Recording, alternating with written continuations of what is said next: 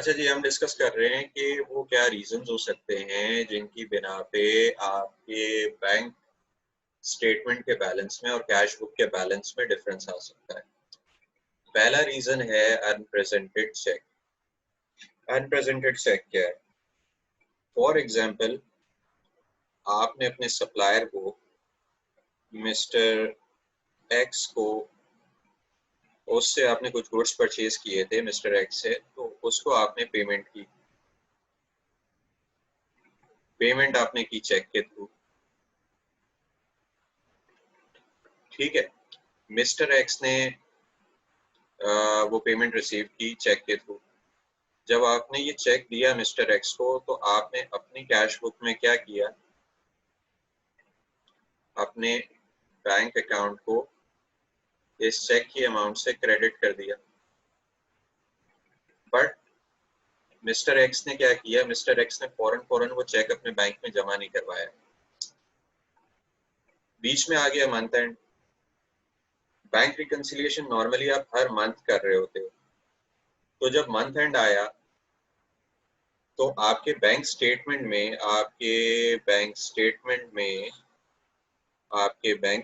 में ये चेक तो रिफ्लेक्ट ही नहीं हो रहा। क्यों रिफ्लेक्ट नहीं हो रहा? क्योंकि मिस्टर एक्स ने ये जमा ही नहीं करवाया चेक बैंक के अंदर। आपकी कैश बुक में ये अमाउंट क्रेडिट हो चुकी है, तो इस वजह से क्या होगा? एक डिफरेंस आएगा।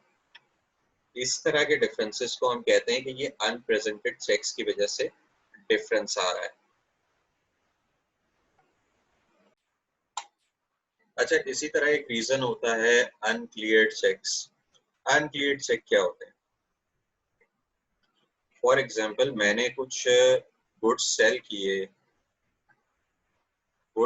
किए मिस्टर ए को। मिस्टर ए ने क्या किया? मुझे चेक के थ्रू इन गुड्स के अगेंस्ट पेमेंट की। मैंने क्या किया? आज वो चेक जमा करा दिया, अपने बैंक में डिपॉजिट करा दिया। अच्छा, नॉर्मली जब दोनों बैंक्स डिफरेंट होते हैं, मिस्टर ए का बैंक फॉर एग्जांपल यूबीएल है और मेरा बैंक जो है वो एचबीएल है, तो ये चेक प्रोसेस होने में एक दिन लगता है। अब फॉर एग्जांपल, आज महीने की आखिरी तारीख है, आज है 30 मई।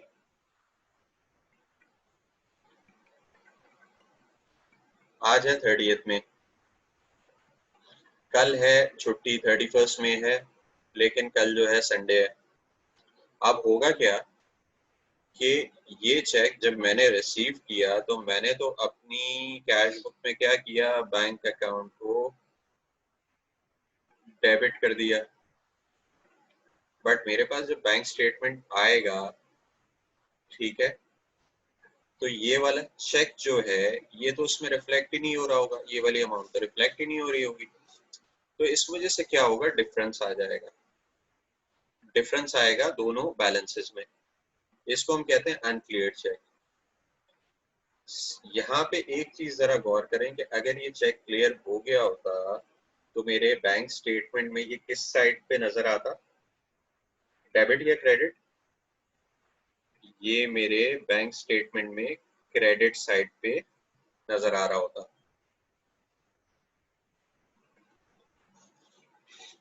अच्छा, इसी तरह डिसऑनर्ड चेक्स की वजह से भी हमारे बैलेंसेस में फर्क आ जाता है। डिसऑनर्ड चेक क्या होता है कि हमें हमारे कस्टमर ने पेमेंट की कस्टमर ने हमें पेमेंट की चेक के through, payment via check.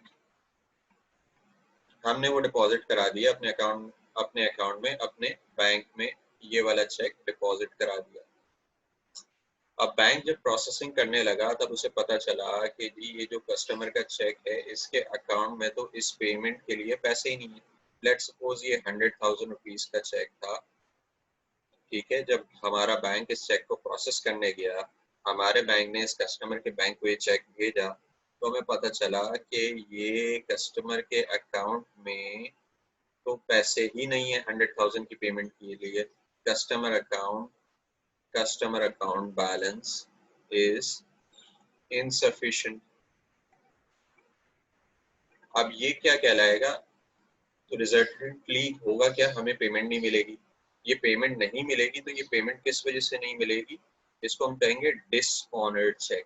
Dishonoured check की वजह से हमें पेमेंट नहीं मिल पाएगी। इस वजह से क्या होगा? मैंने अपनी कैश बुक में तो जब मैंने बैंक में जमा कराया चेक, उसी वक्त इस चेक को डेबिट कर लिया था। ठीक है, कि cash debit, customer credit, but हमें ये पेमेंट मिल नहीं पाई। तो हमारे बैंक स्टेटमेंट में या पासबुक में ये वाली पेमेंट नजर नहीं आ रही होगी। अच्छा, इसी तरह एक रीजन ये होता है बैंक चार्जेस। बैंक क्या करता है, हमें अपनी सर्विसेज के लिए बैंक हमसे कुछ चार्जेस ले रहा होता है। अच्छा, वो चार्जेस बैंक जो है वो हमारे अकाउंट से डायरेक्टली डिडक्ट कर लेता है। अच्छा, बैंक जब हमारे अकाउंट से डिडक्ट करता है तो वो क्रेडिट करता होगा या डेबिट? बैंक जो है हमारे अकाउंट को इन चार्जेस की अमाउंट से डेबिट करता है। हमारे बैंक स्टेटमेंट में ये डेबिट साइड पे नजर आ रहे होंगे। अच्छा, ये जो चार्जेस डिडक्ट हुए हैं ये हमें पता नहीं होता। ये पता भी होता है तो हम वेट करते हैं कि जब तक हमारे पास बैंक स्टेटमेंट नहीं आता तो हम इन चार्जेस को रिकॉर्ड नहीं कर रहे होते। तो जब बैंक स्टेटमेंट आता है तब हमें पता चलता है। जब हम बैंक रिकंसिलिएशन करने बैठते हैं तब हमें पता चलता है कि भाई बैंक स्टेटमेंट में कुछ बैंक चार्जेस आ रहे हैं, बैंक ने हमसे कुछ चार्जेस रिकवर किए हैं जो हमने अपनी कैश बुक में रिकॉर्ड नहीं किए हुए होते। तो इस वजह से भी डिफरेंस आता है। अच्छा, एक रीजन ये है कि स्टैंडिंग ऑर्डर या डायरेक्ट डेबिट टाइप की कुछ ट्रांजैक्शंस हो रही होती है। ये क्या होता है?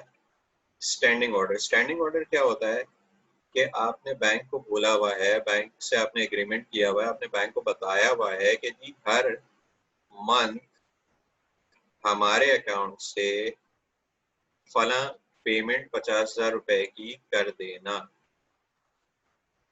हमारे अकाउंट से ये 50,000 की पेमेंट आपने मंथली करनी है। ठीक है, इसी तरह आप कोई क्वार्टरली पेमेंट सेट कर सकते हो।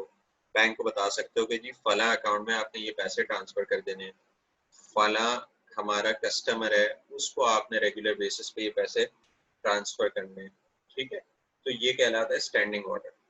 इसी तरह डायरेक्ट डेबिट हो सकता है। डायरेक्ट डेबिट क्या होता है कि हमारे जी यूटिलिटी बिल्स हैं, हम बैंक से एग्रीमेंट कर सकते हैं कि आपके पास जैसे ही ये वाले बिल्स आ जाए, हमने इन यूटिलिटी बिल्स लाइक इलेक्ट्रिसिटी का बिल हो गया, गैस का बिल हो गया, ठीक है, हमने बैंक को बताया हुआ है कि जैसे ही आप इलेक्ट्रिसिटी का बिल, आप गैस का बिल हमारे बिहाफ पे रिसीव करो तो आप उसकी पेमेंट कर देंगे इन कंपनीज को, इन यूटिलिटी कंपनीज को। ठीक है, तो बैंक हमारे बिहाफ पे ये पेमेंट तो कर देता है, लेकिन हमें कब पता चलता है? जब हमारे पास बैंक स्टेटमेंट आता है। तो ये भी वो ट्रांजैक्शंस होती हैं, वो इवेंट्स होते हैं जिनकी वजह से हमारा बैलेंस, हमारी कैश बुक का बैलेंस और जो बैंक स्टेटमेंट है उसका बैलेंस मैच नहीं कर रहा होता। ठीक है जी। स्टैंडिंग ऑर्डर में नॉर्मली क्या होता है, amount of payment is fixed. Direct debit में ये अमाउंट फिक्स नहीं होती, ये अमाउंट वेरी कर सकती है। तो ये वो कुछ बड़े बड़े रीजंस हैं जिनकी वजह से हमारी जो कैश बुक है और हमारा बैंक स्टेटमेंट है वो टैली नहीं हो रहा होगा। इसकी वजह से हमें क्या करना पड़ता है? बैंक रिकंसिलिएशन स्टेटमेंट बनाना पड़ता है।